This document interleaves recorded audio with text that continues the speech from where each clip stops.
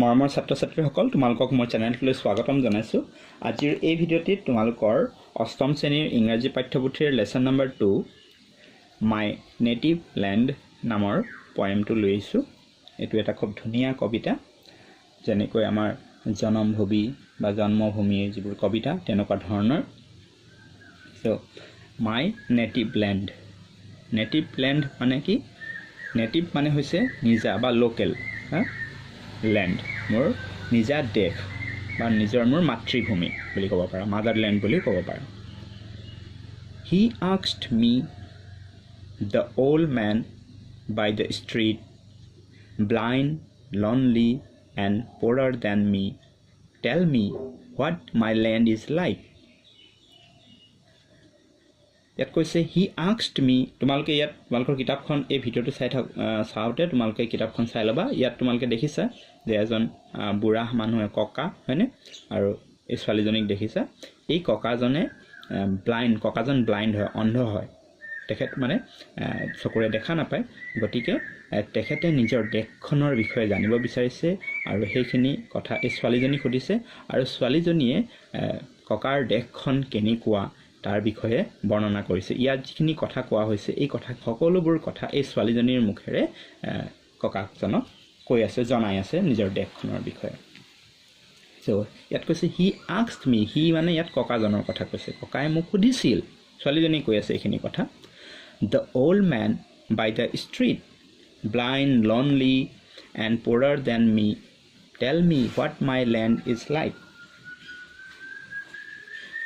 চ' ককাই মোক সুধিছিল, বা বাটৰ সেই যি ব্লাইণ্ড মানুহজন, অন্ধ বা লোনলি, অকলশৰীয়া, আৰু প'ৰাৰ দেন মি, মোতকৈ যি দুখীয়া, সেই মানুহজনে মোক সুধিছিল, টেল me what my land is like, মোক কোৱা মোৰ দেশখন কেনেকুৱা। ব্ৰিথ, ককা, I said, breathe deep, the warm air that reminds you of your childhood friends is what your land is like. তেতিয়া মই ককাক ক'লো যে ব্ৰিথ মানে উশাহ ল'বলৈ ক'লো। ব্ৰিথ ডিপ, ডিপ মানে খুব গভীৰ, ব্ৰিথ ডিপ মানে গভীৰ উশাহ ল'বলৈ ক'লো। ছোৱালীজনীয়ে তেতিয়া ককাকক কি বুলি ক'লে যে গভীৰ উশাহ লোৱা। দ্য ৱাৰ্ম এয়াৰ, যি উষ্ম বায়ু, that reminds you of your childhood, এই যি যেতিয়া গভীৰ উশাহ ল'বা তেতিয়া সেই যি উষ্ণ বায়ু, সেই উষ্ণ বায়ুৱে কি কৰিব, তেখেতৰ যি মানে ককাৰ যি ল'ৰালিকালৰ বন্ধুবৰ্গ, চাইল্ডহুড ফ্ৰেণ্ডছ, সেইবোৰক ৰিমাইণ্ড কৰিব, সোঁৱৰাব বুলি কৈছে। Is what your land is like, আৰু এনেই হৈছে তোমাৰ দেশখন। The cool breeze on your face this morn, after last night's endless thunder and rain, is the peaceful breath of your land. তাৰপিছত ছোৱালীজনী আৰু বৰ্ণনা কৰি কি কয় যে দ্য কুল ব্ৰিজ, ব্ৰিজ মানে এয়াৰ বা বায়ু, কুল মানে ঠাণ্ডা, এই যি ঠাণ্ডা বায়ু, এই ঠাণ্ডা বায়ু অন ইয়ৰ ফেচ দিছ মৰ্ণ, আজি ৰাতিপুৱাৰ এই যি ঠাণ্ডা বায়ু মানে যোৱাকালি after last night's endless thunder and rain, যোৱাকালি ৰাতি যি ঠাণ্ডাৰ আৰু ৰেইন মানে মেঘৰ যি গৰজনী আৰু লগতে বৰষুণ, তাৰমানে যোৱাকালি নিশাৰ যি মেঘৰ গাজনি আৰু বৰষুণ, তাৰপিছত আজি ৰাতিপুৱাৰ যি এই ঠাণ্ডা বতাহ, তোমাৰ মুখত যি ঠাণ্ডা বতাহ লাগিছে, এই শীতল বতাহ যাকে is the peaceful breath of your land, এই শীতল বতাহ যাকেই হৈছে তোমাৰ দেশখন, is the peaceful breath of your land. The contented gurgling of that little baby tied to her mother's sturdy back is the soil of which your land is made. তাৰপিছত আৰু ছোৱালীজনী কি বুলি কয় যে the contented gurgling of that little baby tied to her mother's sturdy back, তাৰমানে মাকৰ পিঠিত বন্ধা যি শিশু, সেই শিশু যি গাৰ্গলিং, সেই গাৰ্গলিঙেই তোমাৰ দেশখন, তোমাৰ দেশখনৰ ভূমি বুলি কৈছে।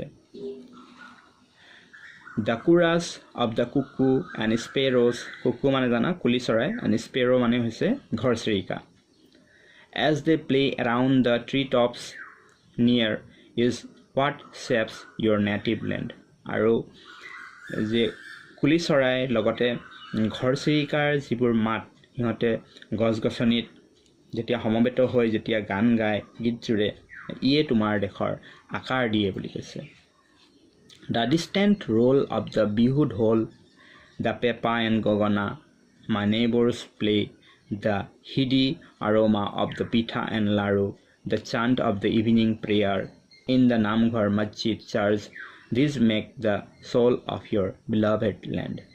Aru ki boli kole swalidoniye je the distant roll of the bihu dhol, tamne bihur ঢোলৰ যি চেও বা পেপা গগনাৰ যি মাত আৰু লগতে পিঠা লাৰু এইবোৰৰ যি সুগন্ধ আৰু the chant of the evening prayer in the Namghar মছজিদ এণ্ড চাৰ্চ, লগতে নামঘৰ মছজিদ বা গীৰ্জাঘৰৰ চাৰ্চৰ যি গধূলিৰ যি প্ৰাৰ্থনা সেই প্ৰাৰ্থনাই কি কৰে বুলি কৈছে, these make the soul of your beloved land, এই আটাইবোৰে তোমাৰ প্ৰিয় দেশখনৰ আত্মাটোক গঢ়ে বুলি কৈছে। চ' ইয়াত আমি ককা বুলি যিটো পালোঁ তোমালোকে জানা, ককা আমি জানোৱেই গ্ৰেণ্ড ফাদাৰ বুলি কয় ইংৰাজীত। ঢোল পেঁপা গগনা এইবোৰ মিউজিকেল ইনষ্ট্ৰুমেণ্ট তোমালোকে জানাই। পিঠা লাৰু এইবোৰ কি হয়, ফুড আইটেম হয়। চ' এই মাই নেটিভ লেণ্ড নামৰ যি কবিতাটো আমি পঢ়িলোঁ, খুব ধুনীয়া কবিতা। আৰু ইয়াৰ যিখিনি প্ৰশ্ন উত্তৰ আছে সেই প্ৰশ্ন উত্তৰৰ ভিডিঅ'ৰ লিংক এই ভিডিঅ'টোৰ ডেছক্ৰিপশ্যন বক্সত আছে, যিসকলে নাই চোৱা চাই ল'বা। আৰু আজি ভিডিঅ'টো যদি ভাল লাগিল তেন্তে লাইক কৰিবা, শ্বেয়াৰ কৰিবা, আৰু মোৰ চেনেলটো যদি প্ৰথম আহিছা তেন্তে চেনেলটো ছাবস্ক্ৰাইব কৰি থ'বা, যাতে আগলৈ এনেকুৱা ধৰণৰ ভিডিঅ'বোৰ পাই থাকা। ভিডিঅ'টো চোৱাৰ বাবে ধন্যবাদ।